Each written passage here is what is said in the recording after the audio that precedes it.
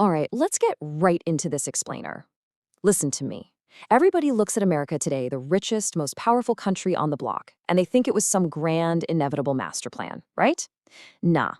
The actual truth, America's path to the top was a total, absolute accident. We're talking 423 years of history packed with wild real estate deals, absolute blind luck, and a few massive brawls.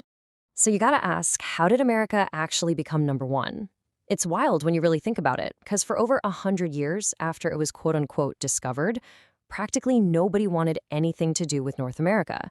The Vikings? Yeah, they stumbled onto an island way up north years before, but nobody cared because they didn't even realize it was a whole continent. And then Christopher Columbus comes along, trying to find a shortcut to Asia for some spices, and completely by accident, he just bumps into the Caribbean Sea. Which brings us to part one, the unexpected discovery. Picture this. Columbus sails back to the king and queen of Spain. He walks in and he's like, "Hey, your majesties, I just got back from Asia." And they look at him like, "Great, buddy, where are the spices?"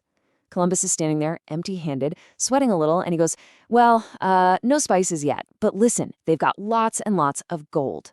Boom! Suddenly, the king and queen are all ears. They're like, "Now you're talking. Go back, make them Christian, and get that gold." So the world literally gets chopped in half. Before Columbus, Portugal had figured out how to get to Asia by going around Africa. So Spain and Portugal, they just draw a line straight down the map. Portugal takes the east, Spain takes the west. Spain heads straight south into the Americas because, hey, that's where the gold, the silver, and the people are. But what about the north? Well, in 1539, Spain sent an expedition up into North America, took a look around, found absolutely zero gold, and basically said, "Fuck about it. This place is totally useless." Okay, moving right along to part two, colonies and revolutions. With Spain completely ignoring the North, the English finally decide to show up, fashionably late to the real estate game, of course. They try to set up a colony in Roanoke, North Carolina, around 1585, but England gets distracted by a war with Spain, and that colony completely and mysteriously disappears. Just gone. So they try again at Jamestown, and this time it actually sticks. Then, further up north, the Pilgrims roll into Plymouth. Let me tell you, these were some strict folks.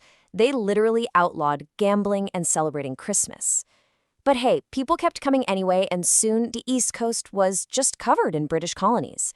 Now check out this massive population mismatch in 1754.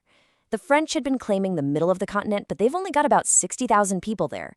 The British colonies, they're sitting on over 1 million. Both sides team up with Native American tribes, which, is why it's called the French and Indian War. But with a numbers advantage like that, who do you think won?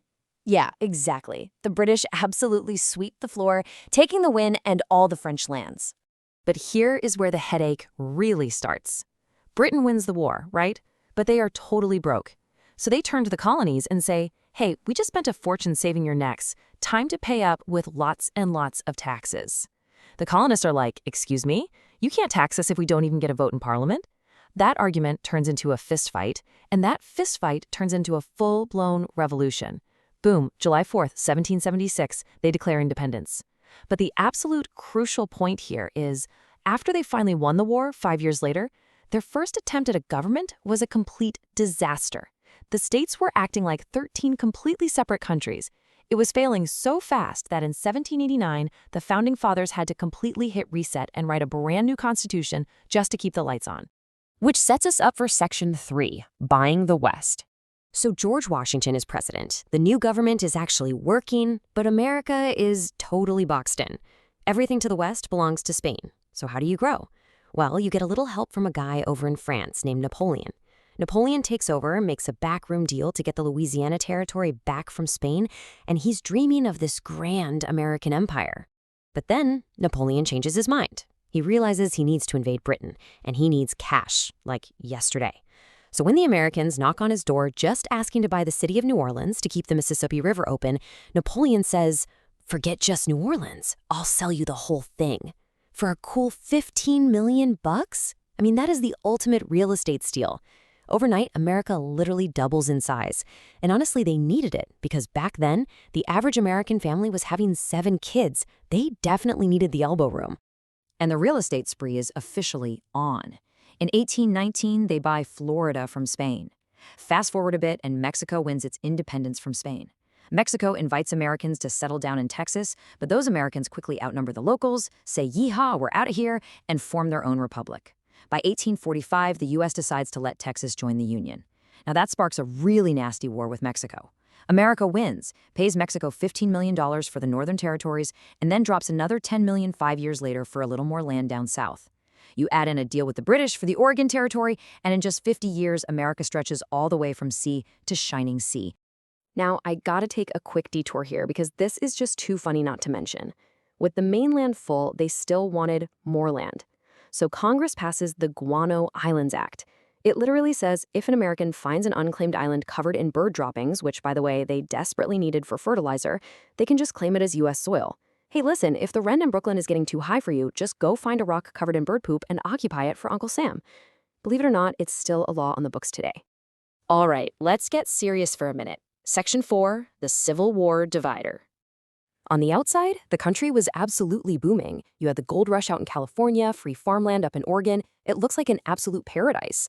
But internally, the foundation was cracking under a massive, tragic divide. By 1860, the nation tore itself apart. The core issue driving this was slavery. The source material lays this out very clearly. Up in the North, slavery was illegal, and a growing number of people viewed it as a great evil that absolutely had to be stopped. Down in the South, however, their entire economy was deeply reliant on slave labor. So when Abraham Lincoln was elected in 1860, Southern states feared he would abolish slavery, and they seceded to form their own country. The result was a brutal, bloody civil war, where a staggering number of people lost their lives. In the end, the North won, the slaves were freed, and the United States was forced back together into one united nation. All right, picking the pace back up here, Section 5, expanding beyond the borders. So the nation is healing, and it's time to look outward again. And guys, history is just wild.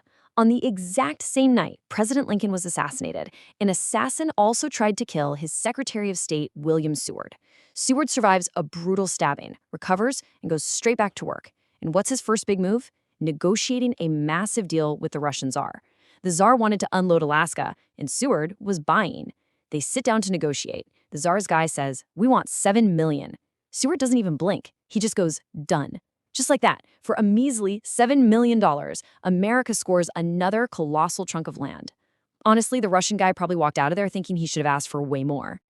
Now, America's got all this land, but they're looking at the map thinking, you know what we need?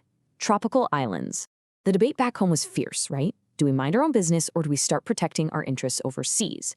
Well, in 1898, Cuba is fighting a war for independence from Spain. An American warship mysteriously blows up in the harbor, and man, that is all the excuse the U.S. needs. They tell Spain to get out, Spain declares war, and America absolutely steamrolls them. America takes Cuba, Puerto Rico, and the Philippines, officially putting an end to Christopher Columbus's old Spanish Empire. Oh, and while they were at it, they went ahead and finally annexed Hawaii to use as a naval base. The whole shebang. Which brings us to the final chapter, Section 6, A New World Power. After the war, the U.S. president gets assassinated, and his vice president, this young, absolute firecracker of a guy named Theodore Roosevelt, unexpectedly takes over the Oval Office. Teddy looks around and decides it is time for America to seriously flex its muscles on the global stage. Teddy wants to build the world's second-largest navy, but he needs a shortcut between the Atlantic and Pacific Oceans, so he goes to Columbia and says, "Hey, we're building a canal right here." Columbia says, "No, deal's off." Well, Teddy Roosevelt does not take no for an answer. He basically just turns to the local province of Panama, supports their independence, and says, "Welcome to the club of countries. Now we're building a canal right here." And boom, by 1914, the Panama Canal is done, and the U.S. Navy is roaming the oceans.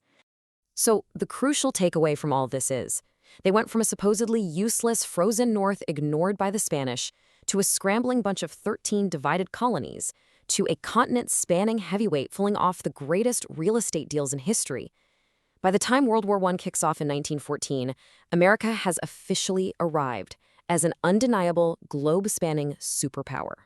Now that they have all this unprecedented power, how are they going to use it on a world stage that's about to catch fire? Well, if you want to find out what happens next, and you loved diving deep into this explainer today, you've got to hit that subscribe button right now. Smash subscribe, leave a comment down below on what blew your mind the most, and I'll catch you in the next explainer.